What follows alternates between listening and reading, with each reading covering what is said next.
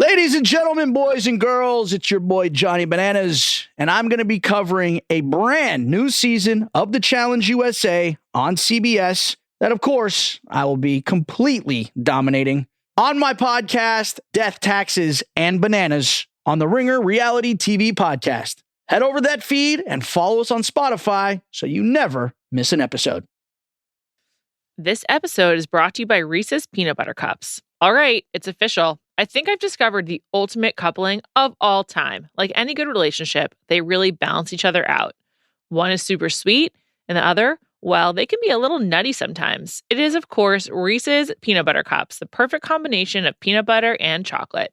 So perfect, some would call it true love. Find Reese's now at a store near you. This episode is brought to you by eBay Authenticity Guarantee. eBay knows that when it comes to jewelry, authenticity is the real gem. When you see the blue check mark that says Authenticity Guarantee, it means your next piece will be carefully inspired by jewelry experts and will always be worth its weight in gold. Whether you're looking to make a statement or build the perfect everyday look, eBay is making sure you get the real deal. With eBay Authenticity Guarantee, you can trust that jaw-dropping piece will always arrive jaw-droppingly real. Ensure your next purchase is the real deal. Visit ebay.com for terms.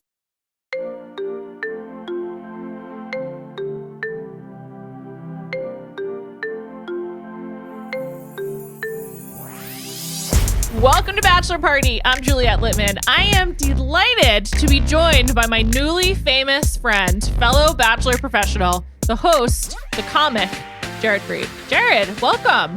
It is a pleasure to be here with you, Juliet. It is. You definitely don't sound like it. You sound dead. No, I'm doing the press tour. You know, it is. I'm also having like celebratory drinks while doing the podcast. We haven't said why. Jared, you can watch 37 and Single on Netflix right now. It's Jared Freid's Netflix, baby. That's 1 hour right. and 7 minutes. I checked the time because I don't often watch comedy specials because I like to laugh, but at people, not with people. I hear you. And so I was like, how long is this going to be? And it breezed by. I had a great time watching it. Did you finish it? Did you? And it's okay. I finished it. I even got a call in the middle, and I was like, I'm going to go back and finish it. So that's the greatest compliment of all. We don't have to push it because I understand that. I turn on every special, and it's rare that I finish them because you got to keep me going. I got to be interested, and that means a lot. And did you see the part at the end with my parents? Yeah. Well, the thing is, you told me about it multiple times, so it's not even that was my trick. A good quiz question because I'm like, yeah, you told me about the hidden cameras with your parents and like how it's like your thing. So I was actually really focused on the production because I know that you did a while ago. I was curious about your crew, the lighting. Right. So we can talk about that off mic. But I really enjoyed it. And I felt seen on 2 occasions. One, you referenced Cape Cod, the Cape specifically for you wouldn't bring Darlene who doesn't eat fish to the Cape. Right. A, and B, you talked about what it's like to be a Bachelor professional who is single, and that's something that you and I discuss all the time. So I was just delighted to see it on your special, and everyone should watch it. That means a lot. Again, thank you. Yeah, the thing is when you like you sound The Bachelor, so fake. That means do I really sound fake? Yeah, do I turn into so a different person? I don't know. I have to thank you. It means. Do you feel uncomfortable with compliments? I do feel uncomfortable because I do feel the need to be like I have to show that I appreciate it because. Again, stand up, it's me. You know, like if someone doesn't like it, I hate them to their core. You know, so it's like they don't like me as a person. It's not like a person I'm playing. It's words that I wrote. It's feelings I had. Like when I talk about The Bachelor on the special, it's like everyone who likes The Bachelor who's single is told you should go on the show. It is just a thing. People have stopped saying that to me. They've stopped. I think they've stopped saying it to me. There's a point where I aged out, I think, but I remember when I turned 26, I was like, wow, I can't be on The Real World anymore because it used to be 18 to 26. And then it was 21 to 26 because they wanted them to be able to drink legally. But I was like, wow, I'm too old for The Real World. We're now too old for people to recommend we go on The Bachelor. So I mean, we've hit the point of no return. And again, you realize it when you watch this season, I feel like, again, like Braden is the perfect example of like young guy that I can't hate on. Like he's every bit of 24, you know, like it was like, you know, I didn't look at him and go, fuck that guy, which there was a little bit of that at first from people, like generally, not me. I looked at him, I was like, this guy's living the 24-year-old life that I lived, that I wanted to live. He's at the beach in San Diego. He's a nurse. Like he's doing yoga on the beach. He's wearing earrings. He's testing out looks. Like I appreciate Braden. And that comes when you're, again, 37, looking at a guy who's 24. You're like, I get it. That's how I feel about Xavier. And this is a Xavier fan club. And his stock took a huge hit at the Women Tell All, or the Men Tell All. I thought it wasn't fair. Not fair. I would like to say we've only had the female perspective, the woman's perspective on Xavier, the guy who wouldn't disavow cheating, but then was like, I condemn cheating, which I think is hilarious. It's like just so dumb. But it's the dumbest conversation I've ever, like one of the dumber conversations I've ever seen, because it's like an of course, like who's pro cheating, you know, like no, you gotta cheat. But I'm with you. I'm happy to hear that we are Team Xavier, because I am too. Like I like him. For anyone who might be on the fence, I mean, I don't know why. If you are, like, I'm sorry you're listening to this podcast. So I'm like on week 4 of being like, I love Xavier. And I will say I like him less after the Men Tell All, mostly just because I was like, don't apologize. I'm sick of people apologizing. That's my main thing about being the second half of my 30s. I'm like, just do you. It's fine. Well, here's apologize Xavier, when necessary, but this is not one of the times. Here's the thing about Xavier, that I knew what he was doing. Like that conversation, here's what he was doing. And I've done that before, where he can't say, I choose you to Charity, because he knows he's not ready for the responsibility of being engaged to Charity. So he has to waffle on the subject of cheating, which made him sound bad. Like when he said, when I'm with my boys on vacation in a pool in the Caribbean, what is a guy supposed to do? You know, you go, dude, say less, please. You know, like honestly, that may have been one of the most honest moments in the history of the show. Which is why I liked it. Because I'm like, that's what happens with guys in their mid-20s. It's also like why you shouldn't get married in your mid-20s. Because like you might find yourself in the pool in the Caribbean with your boys, and like, what are you supposed to do? Right. And he could have looked at, you know, he could have said it better. And if I could have written for him, he would have been fine. Like, like the way to say that is like, hey, the relationship wasn't right. I acted out in a way that I shouldn't have. I've looked back on that. I wouldn't cheat on, you know, the person I was most committed to then, because I learned from that experience about how bad I felt and how bad I made someone else feel. That's like a concise way to say, but he couldn't. What he was really trying to do is say, I like you, I love you, but I'm not ready to commit to marriage. And he did say that. He said that before Hometowns. He said it. Okay. He was like, I don't know that I'm ready for this. And she still moved. She charged ahead with him, which, like, again, I feel like that's also a very honest response where you're like, he says he's not ready. Well, I'm going to make him ready. Or like, I'm going to change that, you know? Well, also his whole family said he's ready for him, which was like wild. But and also Charity's issues aren't really discussed that much, because we love Charity. I like her as a person, but she has relationship issues too. Like, but hers are not as, you know, as headline worthy as I'm pro cheating. You know, like hers are, I can't break up with someone unless I make them evil. Like you can even see on this show, Tanner, she said 7 words to, and then she kept making him go on dates. Like she wouldn't end it with him. You don't like him as much as Dotun. Why can't you just admit that? Because she needs a reason. And I talk about this on the special. And you could see it in Charity. Like she needed him to be bad guy for cheating to be able to say, you're going home, because and that's not like a diss on Charity.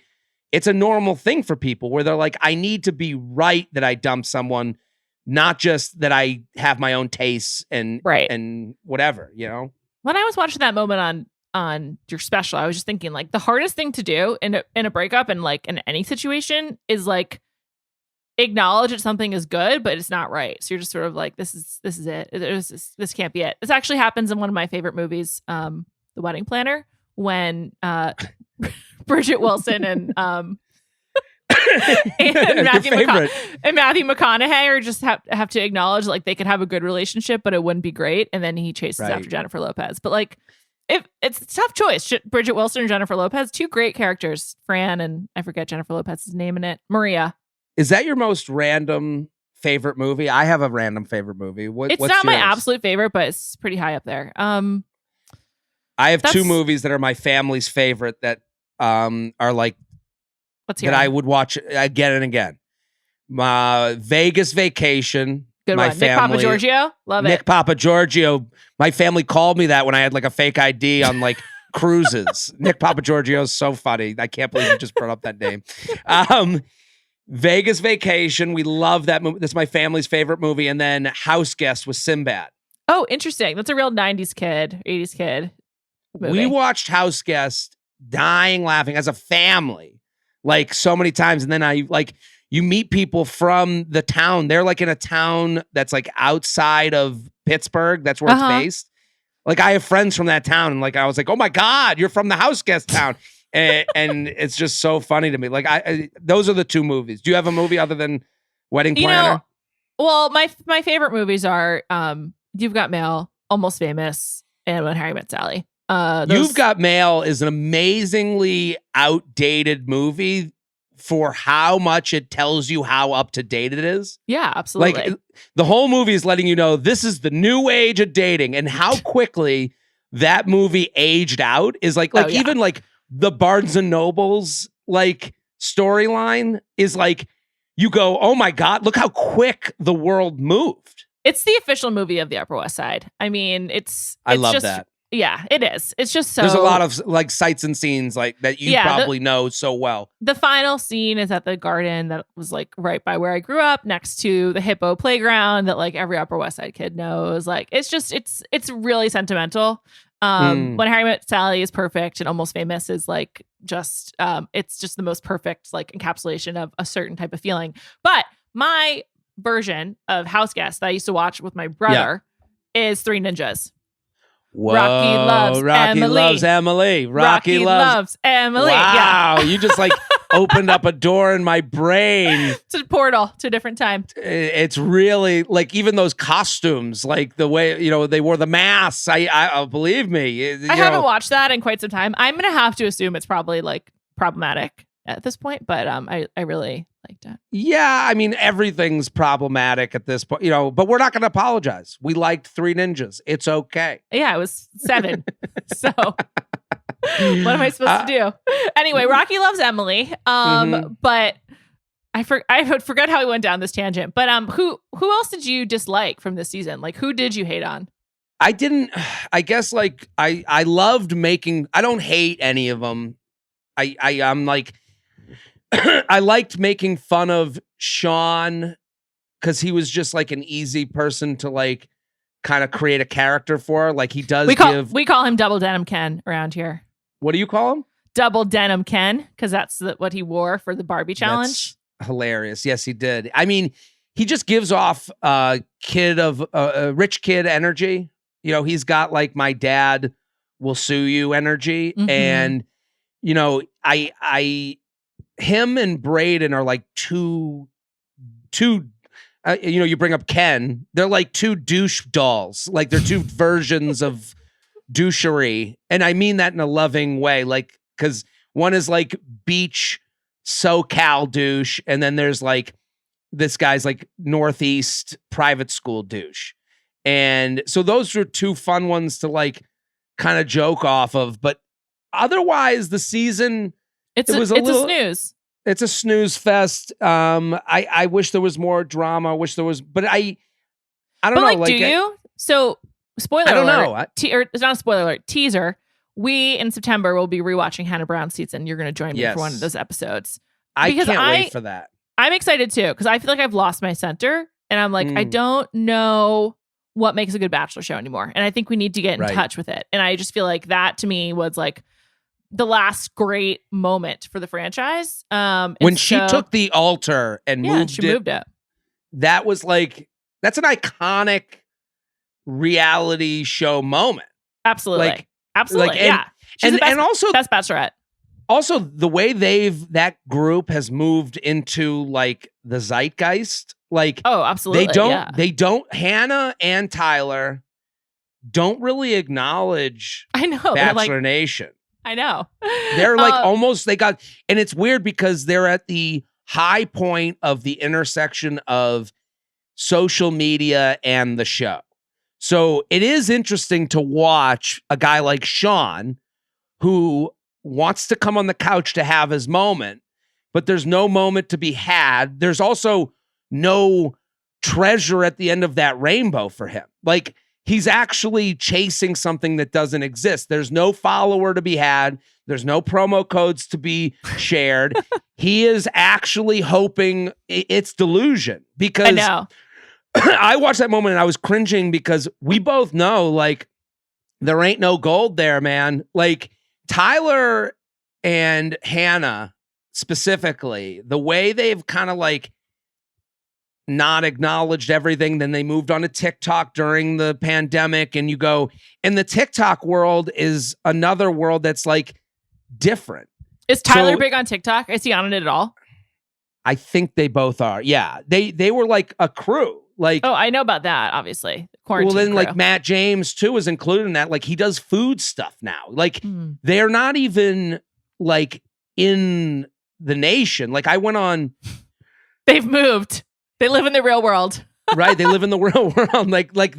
I went on Caitlin Bristow's podcast, and she's very much still in the Bachelor Nation. Yeah. And I enjoyed her, and I thought she was great. And I kind of changed my opinion on her like immediately. Like, I was like, well, she remains in Bachelor Nation, but she's like, part of the cabinet. She's doing something that, again, Sean would be happy to do, but is no longer possible, which is she hosts a general interest podcast that is rooted in The Bachelor. Nick Viall is doing the same thing, but like both Nick and Caitlin have like these big shows that then you could turn into something else, and also then becomes a revenue source unto itself. You sell ads, etc. Right. And so you Wine companies. You don't need the code. Yeah. For Caitlin, the scrunchies. And then right. So yeah, it's a great point. It doesn't really exist anymore. And that's why, like, I think also at the tell all this week, as I said to Callie in heavy quotes because not much was told, the conversation about like, you wanted to monetize. It's like, you all do. Every charity wants to monetize, and there's nothing wrong with that. Monetize away, girl. Get it. Right. But that's why it was such a weird conversation, because there's no monetization to be done, like, except for charity.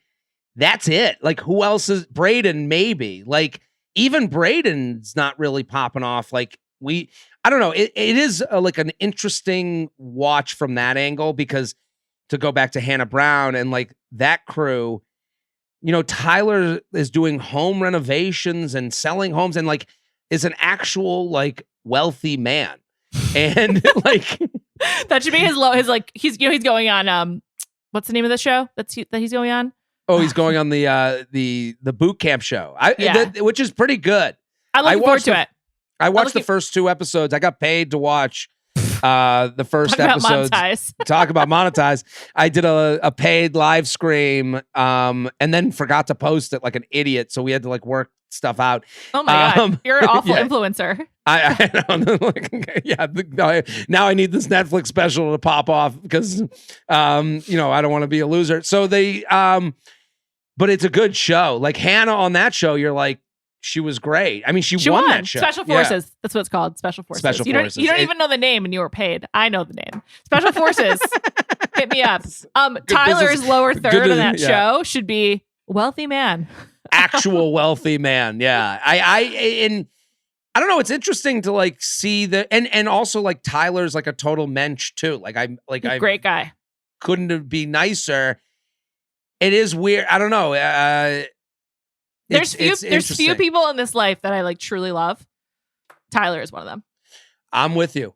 And the listeners should know that. Like because like right now I'm put to like, when I'm going around asking people to go on their podcast, like I'm like, hey, can I come sell my wares? And like, again, like being a comedian is very much like, it's like I'm my standalone business, and it's me. It's totally, as I said before, if someone doesn't like the jokes, they don't like me. They're dead to you. Dead to me. So, and if they like the jokes and they share my stuff, I love them and appreciate that. We'll never forget that. You having me, that's why I'm saying thank you to you all the time. You having me on, like, I can't forget that ever. Like, you also have to hear like people kind of do like the LA no to you, like where they're like, oh, are you here next month? Oh, you're not gonna be here. You know, like and I'm never gonna forget that either. And like, it is just interesting, like who you come across in this world of, hey, I want to talk for a living, you know, like. Yeah. Oh, totally. Just one final note on Tyler Cameron. Please. I'm now 4 years into like pretending I'm confiding to like whoever my guest is, or like to the podcast and being like, you know who I really love? Tyler. It's like I've been doing this for 4 years. Right. You know, it's like saying you put, you know, sea salt on chocolate chip cookies. It's like, we've seen that one. Yeah. Yeah, it's like everyone knows. I'm like pretending like this is news. Oh, I love Tyler. But I do. But you know, it's just because when people show up for you at the time that you need them, you never forget it. Never. Which is what Charity is ultimately looking for, to bring it back to The Bachelor. She is a really good she's a really good lead. And one thing that reminded me of, like, I think one of the reasons why Hannah was so memorable was because you really believed that she was like torn up over all these guys and also really enjoying herself. What I've come to really like is seeing a lead, mostly a Bachelorette, who loves the position that they're in. They're just like relishing it. And I feel like a high point of the season has been watching Charity like relish this whole thing. And so when Xavier like fucked it up, it really did cut to her core, because she was like, sort of like took away some of the control that she had. And I thought she was really enjoying it. And I liked seeing her enjoy herself. Right. We have to believe that you could be romanced. Yeah. I think, you know, like, and definitely Charity and Hannah both have that, you know, that like, oh my God, you know, like I could believe that. This episode is brought to you by Visible. Maybe you've already let your New Year's resolution slip. We all have, but you can still make a 2 year's resolution with Visible. Right now, you can get a one-line wireless plan from Visible for just $20 per month for 24 months. 24 months is basically 4 Bachelor seasons. That could be 4 engagements, 4 broken engagements, so many other couples we didn't see coming. It's really an eternity in Bachelor Nation. And that's unlimited 5G data powered by Verizon with no annual contracts. Switch now at Visible.com and use the code VISIBLE24. Don't miss out. Offer ends January 31st. New members only. Promotional rate with service on the Visible plan. For additional terms and network management practices, see Visible.com. This episode is brought to you by eBay Authenticity Guarantee. eBay knows that when it comes to jewelry, authenticity is the real gem. When you see the blue check mark that says Authenticity Guarantee, it means your next piece will be carefully inspired by jewelry experts and will always be worth its weight in gold. Whether you're looking to make a statement or build the perfect everyday look, eBay is making sure you get the real deal. With eBay Authenticity Guarantee, you can trust that jaw-dropping piece will always arrive jaw-droppingly real. Ensure your next purchase is the real deal. Visit ebay.com for terms.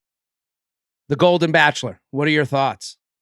I'm excited. The men tell all made me a little bit less excited because they're trying to like shoehorn it into like classical Bachelor tropes, and I would like this just like be his own thing. But there's so much unknown. Like there's a lot unknown. I'm just like, what are the dates going to be? Like, what are they going to be wearing? Like, I'd love to know.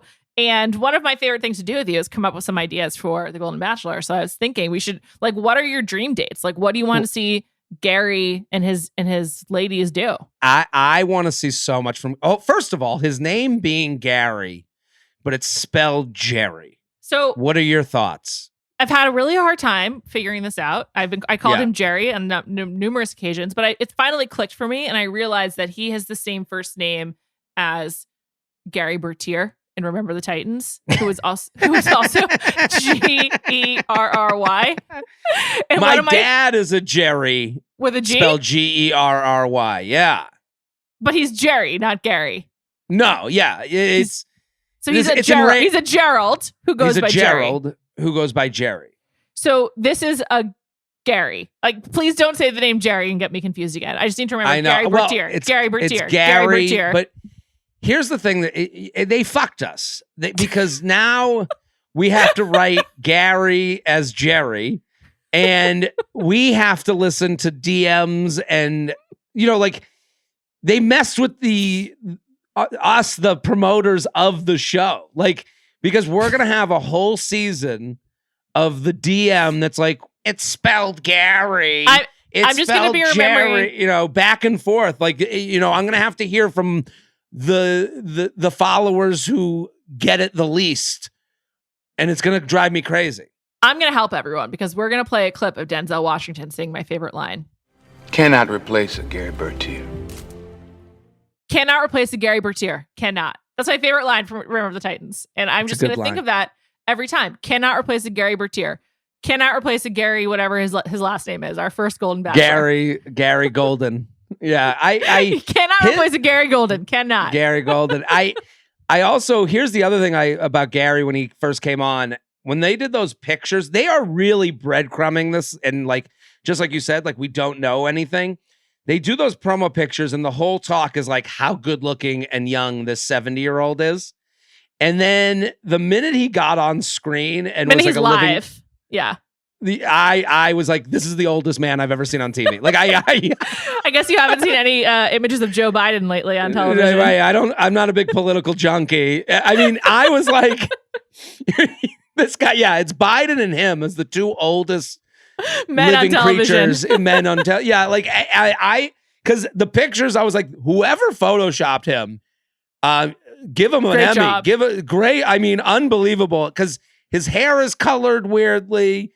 His tan is a little bit off. I don't know. He's a man in his 70s from the Midwest. He's very Midwest grandpa. And because my mom's from Michigan. So like really?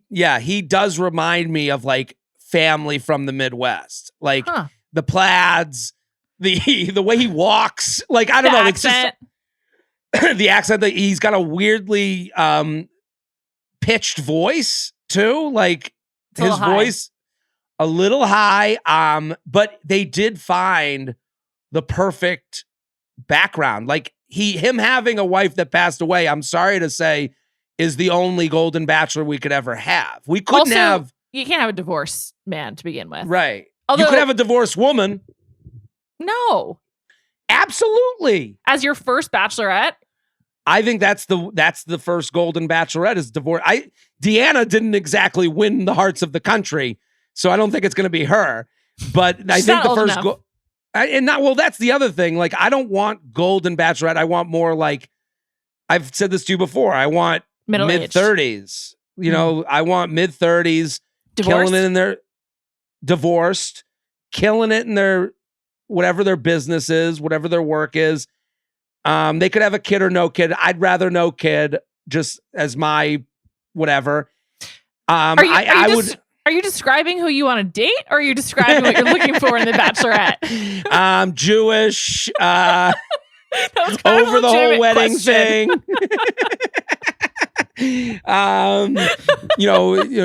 Curvy. Okay. We know that we're not telling you to go on The Bachelorette because that's what's in your special, but it's a little hard to know what you were describing just now. It's fair. This is fair. This is a fair reaction. But I don't nevertheless, know. Nevertheless. With Gerry, not Bertier.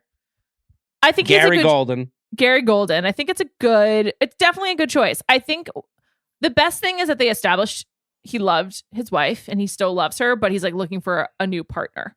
And right. Which is understandable. He seems coached up. Don't you think he's coached up? Incredibly coached up. Jesse looked so proud of him. He was like, wow, he's crushing his lines. So, right.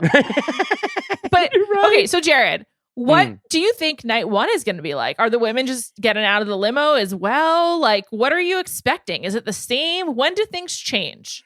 I hope I want them to disguise his granddaughters as bartenders the way they did Charity's brother. Like, I think that, but they got to do better disguises this time. Can they pay one fucking disguise person a good wage? They are in LA after all. Right. Like the best they could find was a wig from, like Coming to America. It was the craziest disguise I've ever seen. But because he's got these granddaughters he mentioned. So like, I think the granddaughters should be a part of opening night somehow, because the granddaughters that are adults, like, I think that doesn't have to be hometowns. Hometowns has got to be the kids, right? Yeah, definitely. But that's the daughters, reveal. Yeah. But the granddaughters being at opening night, and just like, I also think opening night should have one 23-year-old woman. No, why? Stir the pot. I want to see who that angers. I want to see how. What's she doing here? right. What's she doing here? I want to see, and because I want to see one 80-year-old woman. 23 is too young. No, you need like a 50-year-old. 50. 50. Okay. Like an Orange County 50-year-old, someone who looks really good. And you're like, wow, great. You could afford really good work. You've been doing Botox since your 20s. So it's like, looks really natural. Like, you just need a really hot 50-year-old. I'm in for that. I want that. I want someone that you go, is she here for the wrong reasons? Like, I do think someone of that age could be there for the wrong reasons, don't you think? Oh, sure, like, yeah. I think that's like a big part of this. Couldn't get on Housewives, went for the Golden Bachelor. That's exactly what I keep thinking. Someone is out there, because that's the thing that excites me, actually. Like, people are like, oh, it's going to be tame, it's going to be cutesy. I'm like, no, this is Housewives. Like, these are people that are like getting cast, like, I'm excited about that, Yeah, I feel the same way. I think it's gonna be great. But so what's your ideal one-on-one? My favorite one-on-one we've ever you came up with is the IKEA date. So like, what's ideal? Which they did. I know. Incredible. It's so unbelievable. Stole our idea. And also they wasted it on fucking Zach and Katie. I know. Zach, the biggest zero of all time. I'm a Zach fan now. I've been turned. Why? Him and Katie. Because they went on your pod or something? They came to my show. That helps. You're such a comedian. Give a man a laugh and he loves you forever. Game over. So I guess my date for them, I'm trying to think of like what I want to see Gary Golden doing. And I don't want to see them ATVing. No. Like, I think what they got to do is I want to see them go play golf together. Oh, interesting. Is that boring? It's a little boring, but them on the golf course where every hole is a different woman to golf with. Huh. So it's like, we get a little taste. It's a little bit of a speed date. So it's like putting with Gerry. Right. And with a little putting around with Gary Golden. That's right. And I like just a different hole, different woman. And you get to see how he kind of like, and you get to see him as a golfer too, which, like, as an older man, I'm assuming he's playing some golf. They showed him playing pickleball because of course. But like, I think golf is a talking game. And there's so much downtime. There's downtime and you're like in between the hole and you're walking it. You can see if, because he's got to, like, this guy's a physically active guy. They got to keep up. No golf carts in the state. No. I want to see Gary tired. And then I want Gary, like Gary. Okay, and then we're going to see, I want a date where they get ready to take a nap. It's like they get home. It's like, what's your nap routine? A nap routine date. So you tell. I know that you spend a lot of time with your parents in Florida where they live in a retirement community, right? Absolutely.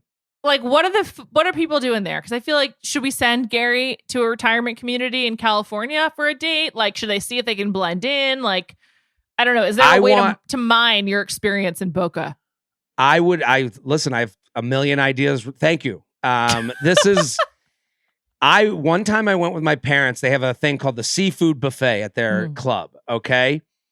They didn't have the stone crabs, which is like what they're known for. They have all you can eat stone crabs. They ran out of stone crabs.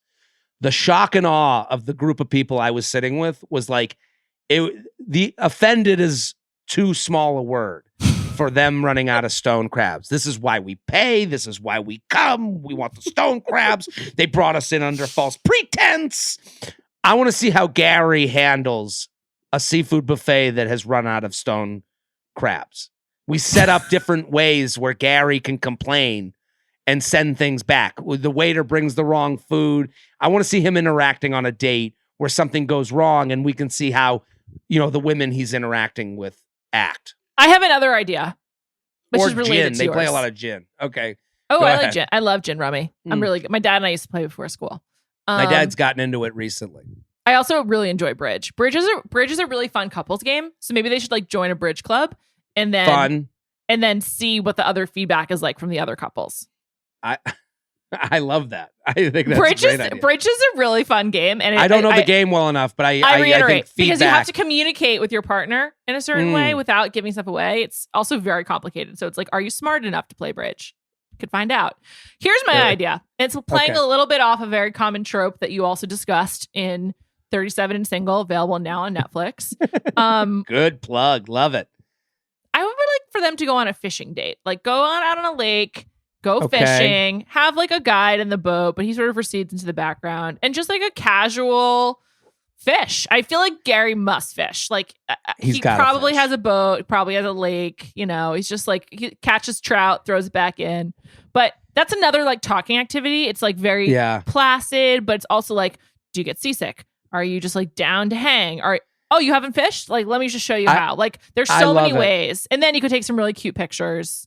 Maybe it doesn't work out for Gerry. He'll have pictures for his dating profile, that kind of thing. But I also just think like I would like to go on a fishing first date. I think that seems fun. Because it's also like something like, oh, I need help. So you could like touch each other. Like, oh, can you help me or whatever? But it's also very natural. It's quiet. I don't know. I love this date. It's a good quiet date. It's good. My fear with Gerry is he gonna make every conversation sad. Like that's the fear with this show, that it gets sad. Like even on the Men Tell All, I hope that was throat clearing. I hope it was sad. Like let's get our tears out now so we can soldier ahead. Nobody wants sad. Right. We don't want, because Gerry, even at the end of that show, he's like, my advice, tell your partner you love them every day.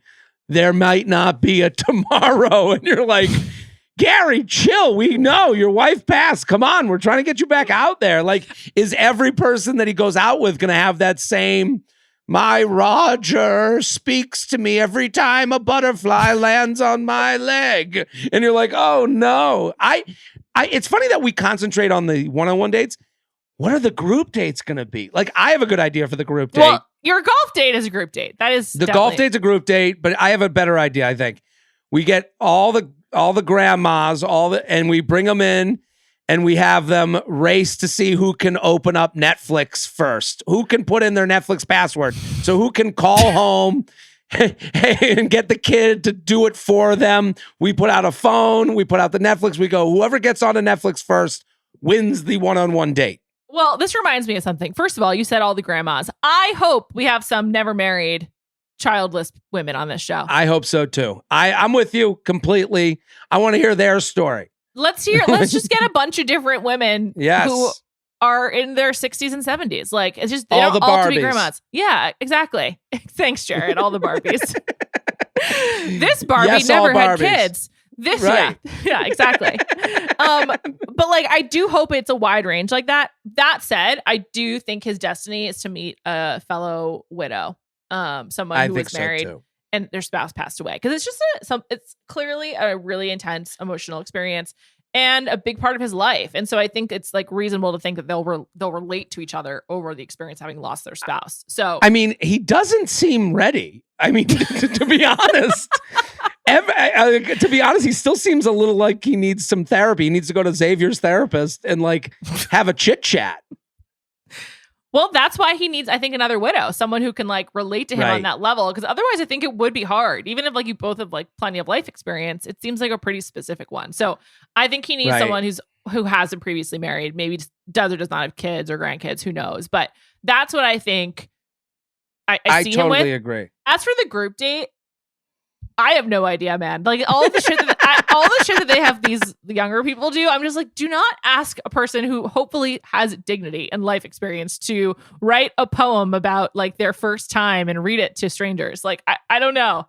Hold on. I keep thinking of things as we're talking and it's making me like so happy. Like, what's the musician going to be? Rod Stewart that they walk in on? You know, like what? That's a great question. It's like they're not gonna have like Carrie Underwood, like you know, like they're not gonna have like you know someone. Reba McEntire, she'd be my dream. Definitely too expensive. I would die. She's so successful. They can't afford Reba. She might do it just for the gag. Yeah. Like, what? You know, because they usually walk in, they're like, oh my God, it's Lauren Elena.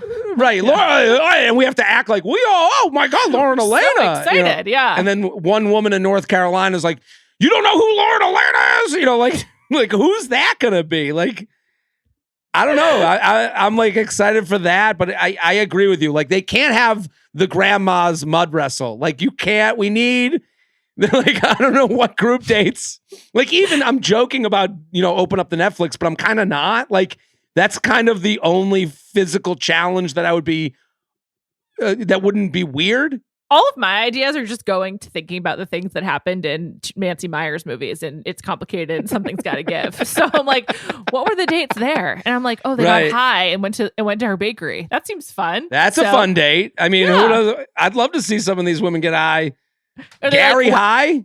Collected rocks on the beach. And I don't know. But I do need an acknowledgement of like the films of Nancy Meyers. Like, that's kind of the one thing I'm really looking for in this show. So she defines love in the second half of your life for me. So like Nancy, I've been taking notes, so I know what my future is like. And I need an acknowledgement of Nancy Meyers movies in this show. I agree with you. And they need to dress like the Nancy Meyers movies. A lot of linen. White turtlenecks and and a lot of like flowy. Quiet luxury. And yes. What do they call that? That was a TikTok thing. Stealth wealth?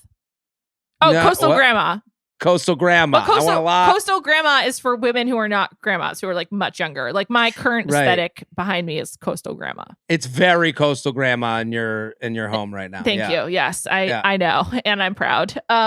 So I'm like honestly really excited. I think a lot of people are. I have to say, I think this fall of Golden Bachelor on Mondays and Paradise on Tuesdays is going to be dynamite. I'm actually looking forward to it, and I have not felt that way in quite some time with Bachelor Nation.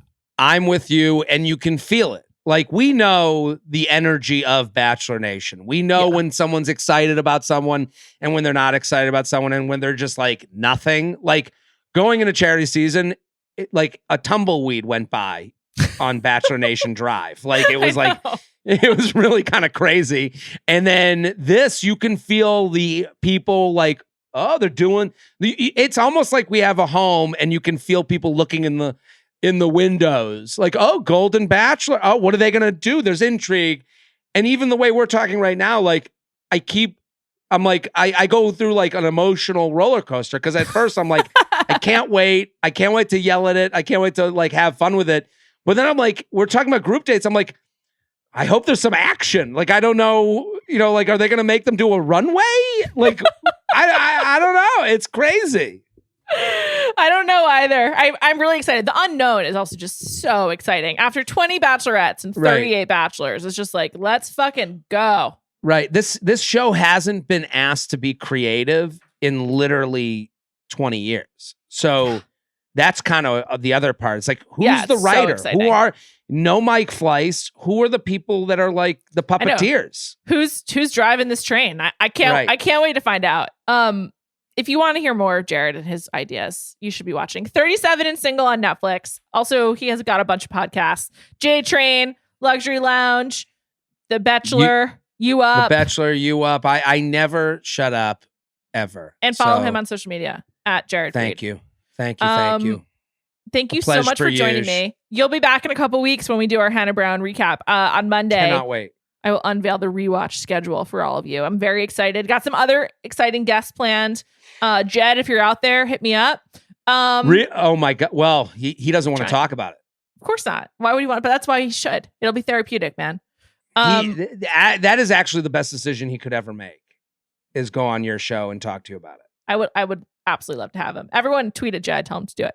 Maybe, I don't know. He's probably nice guy. He was nice to me. He was nice to me. I felt bad for his plight. Much like Xavier, he wasn't ready. He wasn't ready for the big time. He kind of lied quite a bit, though. So the problem with cheating is the lying. That's Right. I mean, Now case we're that wasn't Charity and clear. Xavier. We're saying cheating's bad. You know that, Juliet?